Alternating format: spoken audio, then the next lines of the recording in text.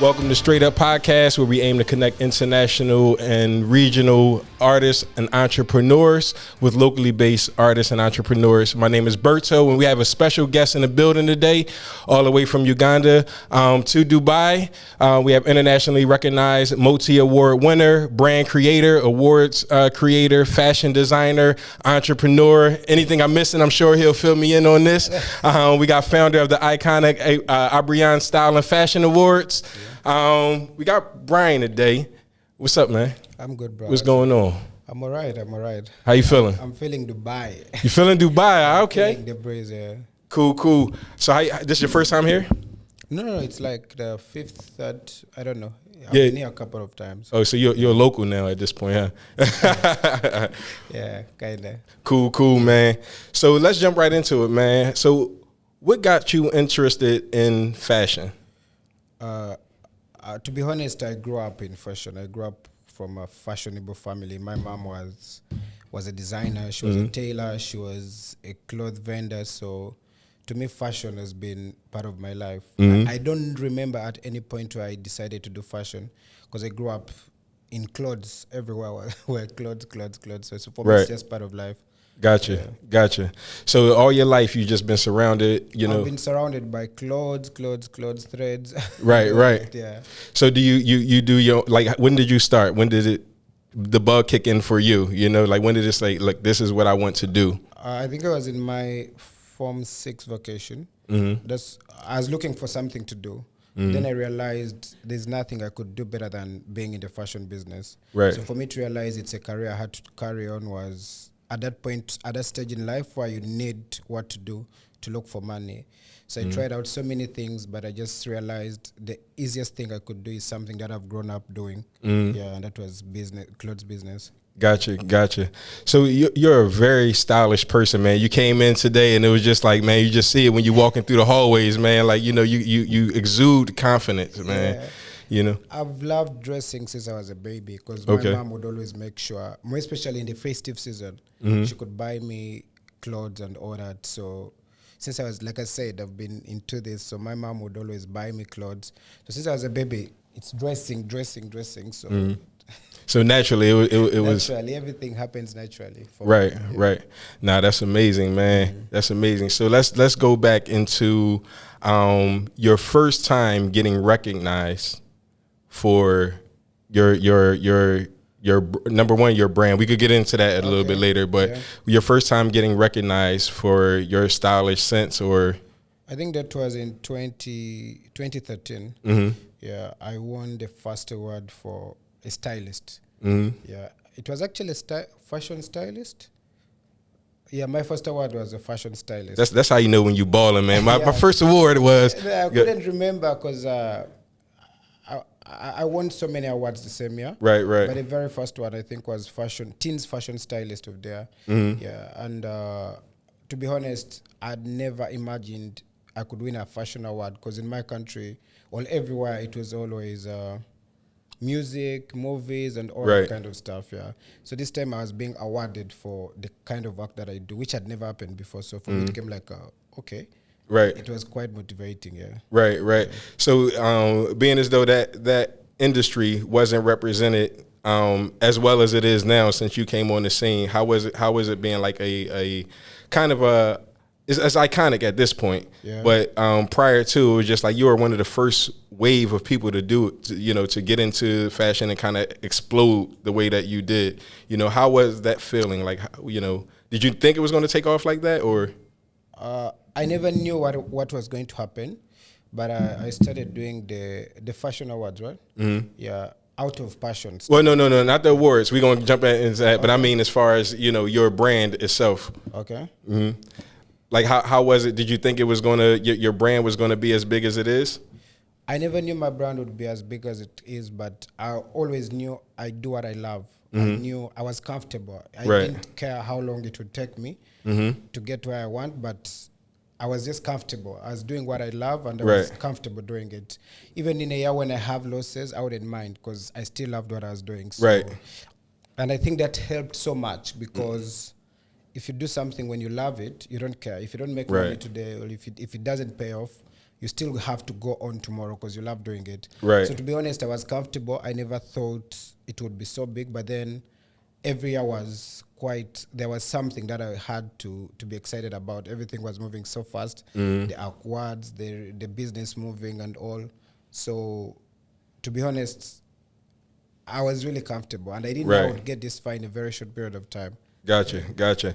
Now, how fast was it? You say it's a very short period, but how was? Yeah, because I started in 2010. By 2012, I was already being recognized. So that's just, I didn't have that period of hustle, like that much hustle. Right. So I started 2010. By 2012, 2013, I was already getting recognitions. The business was moving. I already started the award shows and all this stuff. So every year was just, everything was moving so fast. Yeah, it was moving so fast. I don't remember any year where I was like, nah, it's not working out. Right. Yeah. Right. So let's jump into the awards. Now, your awards is recognized as one of the biggest platforms in all of the entire continent of Africa. Yeah. Like, how did that start? What inspired you to do that? What motivated you to kind of like, we need this? What inspired me was, like I said earlier, we were having music awards, movie awards, all these other awards, but then there was nothing like fashion awards on the whole continent. So I did research. I also felt like fashion creatives do so much work. They put in a lot, but then there was no makeup artists being recognized, hairstylists. So I would look at all these people working with them. Then at the end of the day, there is nothing for them. People doing movies are being recognized. People doing music are being recognized. So I was like, let me just start something for the field that I'm in. And and the fact that it was new on the market, I think it helped. Because everyone was like, finally, there's someone that recognizes us. So it kind of helped it grow to what it is today. The fact that it was lacking on the market, it wasn't there.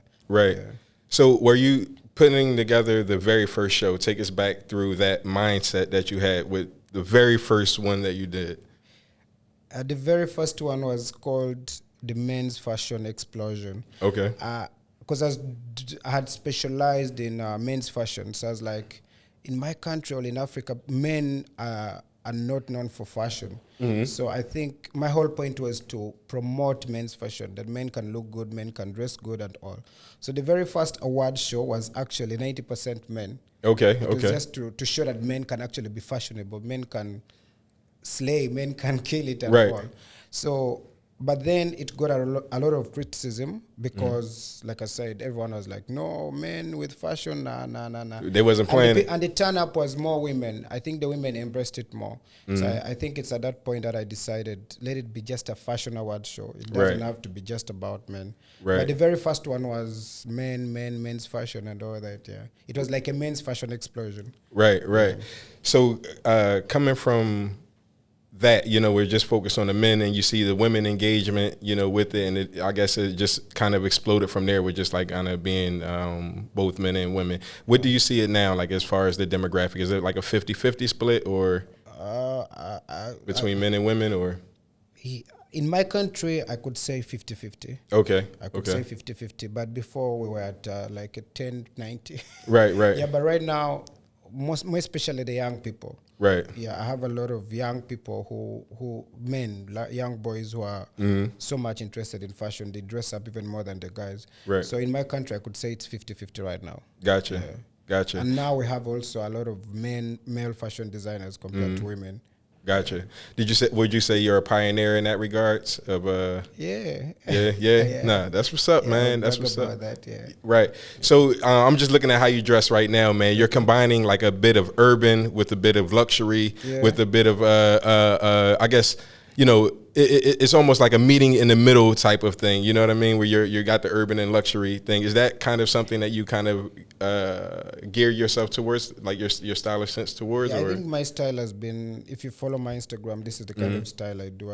I do a lot of suits, a lot of postmodernism, accessories, and yeah, it's my style. Yeah, gotcha. So going forward, where do you see your number one event and number two your brand developing? Where I will start with the event. I feel I still need to do a lot of work to make sure it's more appreciated. Yeah, because it's a fashion award show. It's not like I'll still say the music, the sports, and the movie industry is much more celebrated than fashion, much as fashion is very key in these other elements. Right. So you kind of need that within anything, no matter what you do. The fashion is exactly. Yeah. So I think also coming from a country that is not as aggressive or that is not very open, like if you look at Nigeria and South Africa, I think they understand these things compared to Uganda. Right. So it has limited me in a way to make the dream work. But I believe by the time we get to 10 years, we're going to be where we want to be. Right. Yeah. We're at this year would have been 8 years if they asked first, but now the situation. Yeah. But by the time we get to 10 years, we have a plan with my team to make sure the show is groundbreaking and everyone on the continent respects and turns up for it. Right. Yeah. With my personal brand, I've actually worked so much this year. During the COVID, I've worked on a lot of collections. Someone was telling me, I just want to see you Africans wear more African wear than the Gucci, Right. Yeah, I'm not saying they cannot wear that, but I just want to see more Africans embracing more African fashion, African fashion designers. Yeah. No, and I think that's very important because it embraces a sense of authenticity. Authenticity. I'm sorry. Yeah. Because when you have, when you're African from the African diaspora, period. We tend to kind of go to other brands and we kind of look at that for a sense of validation, but we rarely like stick to the brands that we create. And I feel like that's something that we need to embrace. Amongst each other, and it goes back to the aesthetically we like our own stuff. We should we should embrace what we create. And do you see that being I guess the sense of African brands and traditional luxury brands? Do you see more people gearing towards Africans? Do you think it's ever going to be a time period where people are not embracing like the Gucci's and Pradas and more embracing solely like African? Yeah, I think I'll start with my own country. When I started my own brand, I realized it sells more than any other brand that I sell, because every Ugandan would be like, oh, finally we have our own Gucci. They could say we have our own Gucci, we have our own Versace and all that. However, there are some Africans who are still rigid. So if you're bringing out your brand, they rather say, I need to take this for free because it's your brand that we're promoting you. Then the question is always, if you're promoting me, how much does Gucci or the fake Versace pay you? Right. So there's that type of people, but then there are people who are really proud to wear Ugandan and to wear African. Right. Yeah.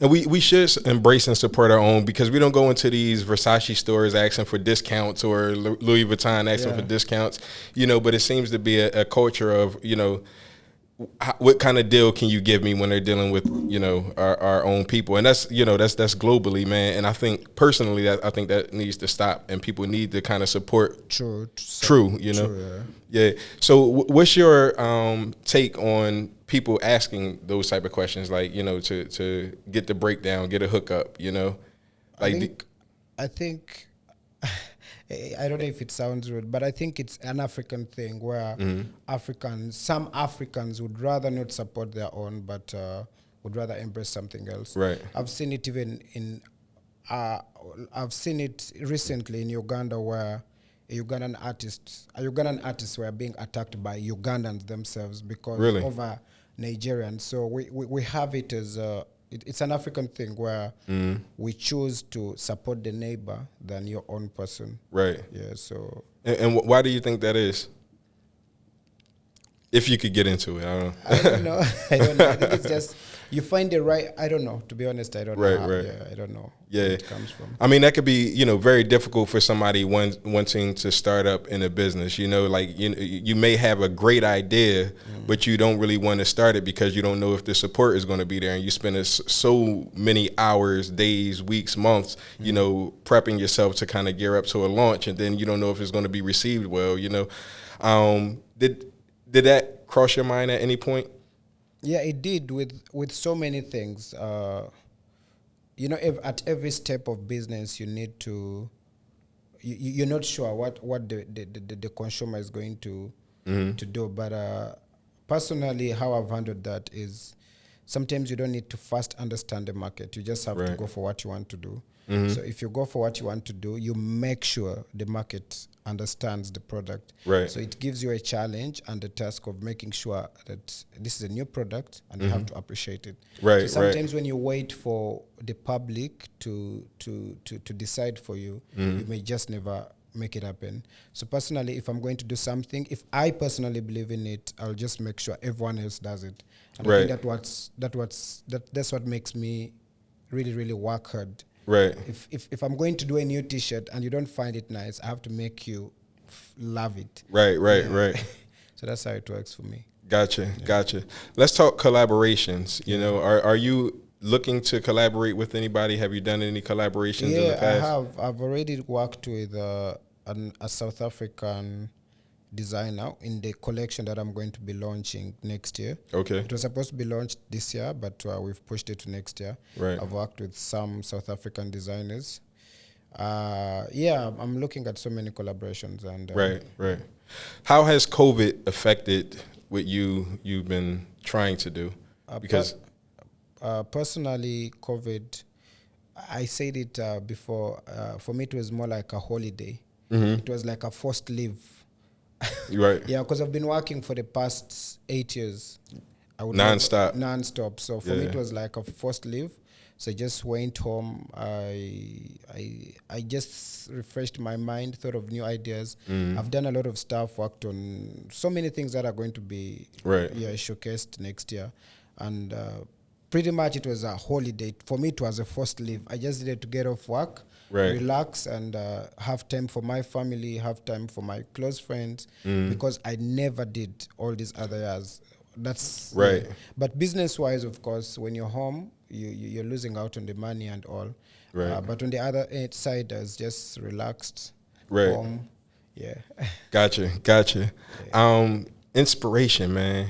Who inspires you? I know you mentioned your family. You know, you grew up in this household. Exactly. So going away from your family, what other aspects of design, like who inspires you? I think I could say my fashion icon, like someone I really look up to and someone who has supported me so much, is David Lally from South Africa.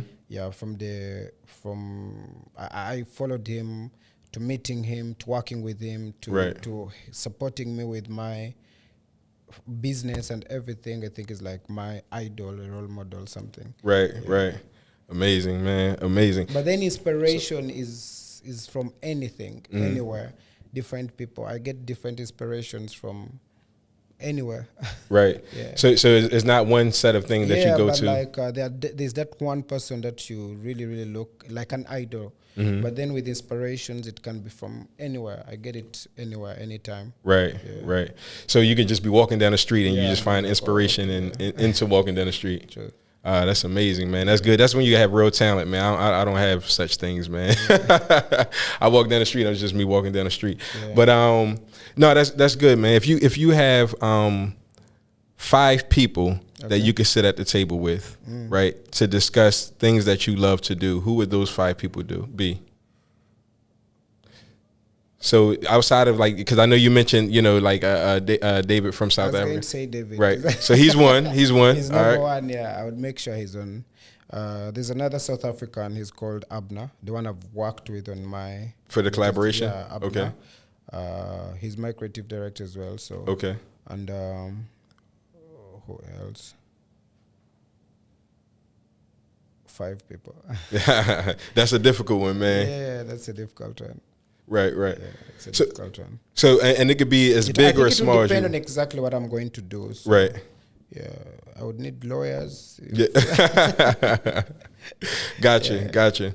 All right, so we're going to jump into something a little bit more lighthearted. You know, are you a foodie? Do you like food? I mean, everybody likes food. Oh, you don't? No. Okay, so. To be honest, I don't. Gotcha. I guess I'm not a foodie. Gotcha.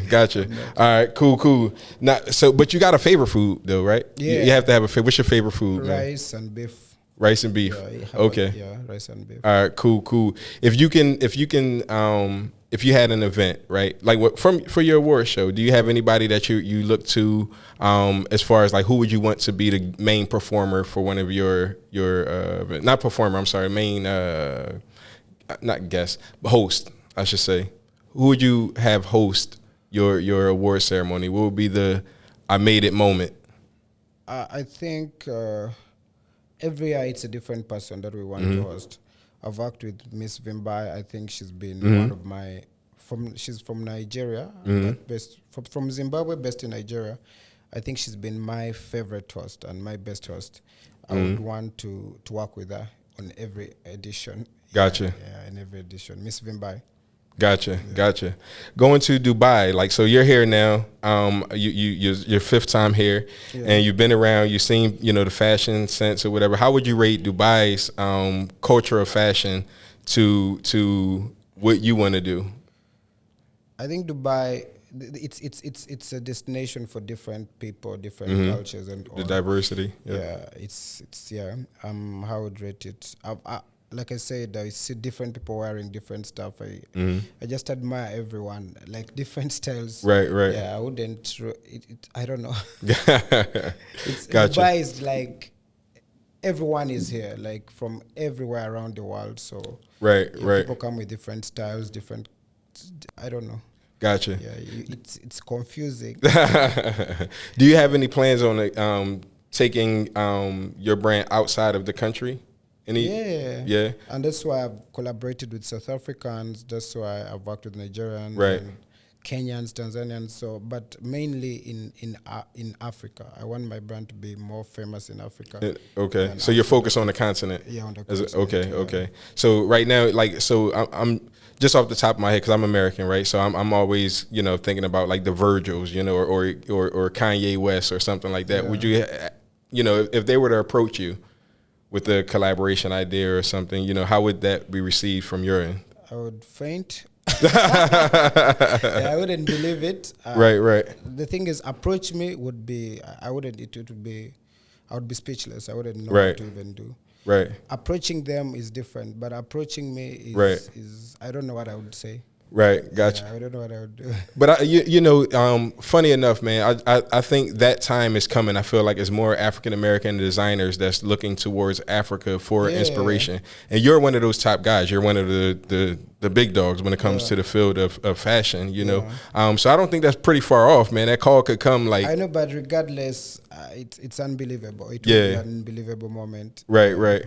What other unbelievable moments have you had in your time developing your brand? Last year we had Oswald Boateng. Yeah, we had him at our event, and he couldn't believe what he just saw. Right. The same applies to Jidena. And when these guys came on stage, they were like, "We can't believe this is happening in Uganda." For me, it was unbelievable, because much as we had really worked hard, we felt we deserved it, but then such a compliment from people like that was it was unbelievable. That's amazing, man. Are there any misconceptions that they have about designers, number one, and then African designers, number two?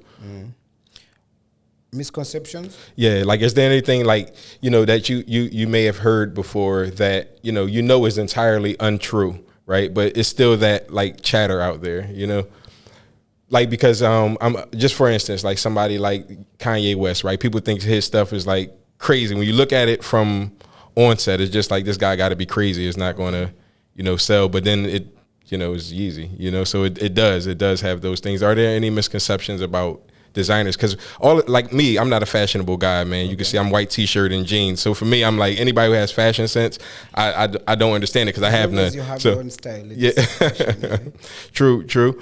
But are there any misconceptions that you may have heard, may need to clarify for anybody that doesn't know the fashion field, such as myself? What I could say maybe is African fashion has its identity. Yeah, and I've seen so many other designers trying to now copy African fashion, in their collections, from the fabrics and all. Maybe the only the only challenge we have, I don't know if it's supposed to be a challenge, or is production. Mm-hmm. Yeah, it's the production, the quality. That's the challenge we're still having. Right. Because I've seen some of the people who try to wear African wear having a challenge or a complaint about the kind of quality in production. And I think that's been one of the challenges that some people complain about. They're like, no, I don't want to have a tailored stuff because the quality is not going to be. Gotcha. Yeah. Gotcha. And any biters, anybody who you've seen, like, kind of, you designed something, you came up with something, and somebody tried to take what you did and flip Personally, it? I've not, but I've seen a South African designer like Makosa's collection being copied by H&M. Yeah, and it made a lot of buzz around social media. Right. And I've also seen Balmain showcasing one of the South African designers' collection before they just got it and changed it, and it also caused a buzz on social media. Right. Yeah, personally, no. Okay. Yeah. Is that a fear of yours, though? Like, is that something that you're reluctant to release, certain things because of the fear of I guess, somebody taking your design and running with it? Or is that something that you don't care about, you don't think about? Personally, I don't really care about it. Because I don't really care about it. Because if someone is going to copy your design, it means it's a good design. I would look at look at it in that way.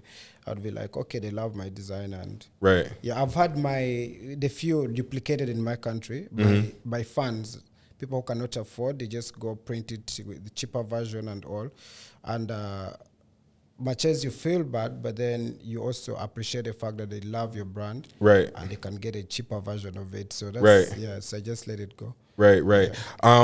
Are you involved in any, like, community based activities in regards to, like, uplifting, people?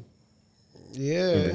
I've been involved in more especially at the beginning of my career. I was very active in charity. Then somehow, somewhere, I got so busy with my own brand. I had to first focus on myself. Before. Yeah. So I got back to, we have a Young Bodies Big Hearts project with a friend of mine in Uganda, and we just support young people. Gotcha.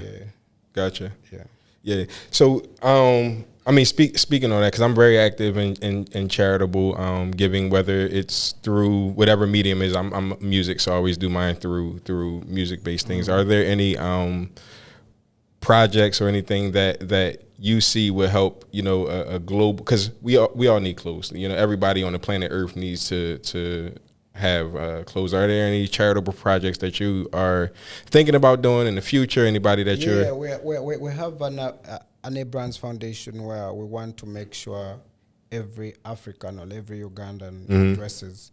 We've seen pictures about Africa on the internet. Right. Yeah. And that's a big misconception, just by the way, especially all my American listeners. It's a very big misconception. This is the first time I had somebody that's involved in fashion, so it was my first time able to speak on it.